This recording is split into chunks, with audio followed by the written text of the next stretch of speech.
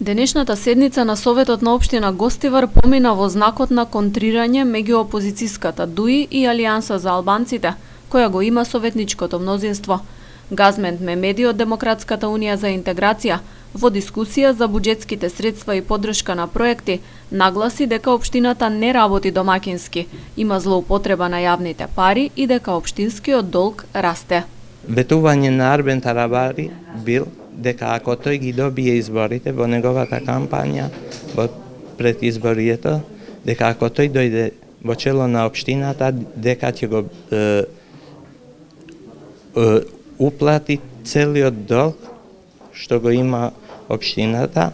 За жал, ова како појава долгот се зголемува, а немаме уплата. Значи, ностоп имаме зголемување на долгот.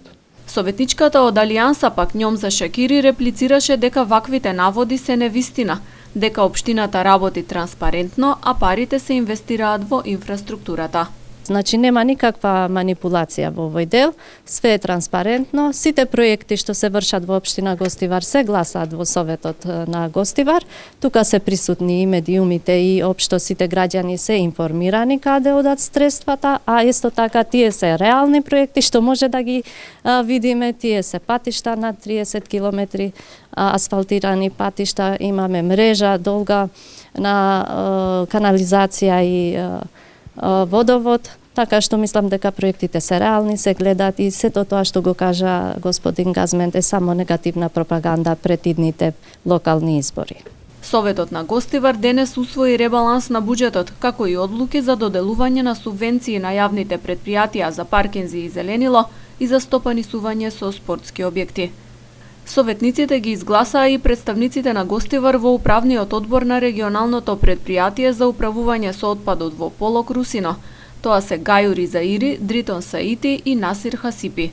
Со ова се создаваат услови новоформираното предпријатие да започне да функционира. Од друга страна, се уште не се собрани подписите од градоначалниците на сите полошки општини за ревидирање на планот за управување со отпад, со што се предвидува да се најде нова локација за регионална депонија во период од 5 години. Договор за ревидирање беше постигнат пред околу 1 месец на заедничка средба на граѓанската иницијатива Стоп Русино, министерот за екологија Насер Нуредини и градоначалникот на Гостивар Арбен Таравари. Од иницијативата Стоп Русино сега очекуваат поголем ангажман од локалната власт и од советниците, што поскоро да се обезбедат подписите, како гаранција дека Русино ќе биде затворено за 5 години.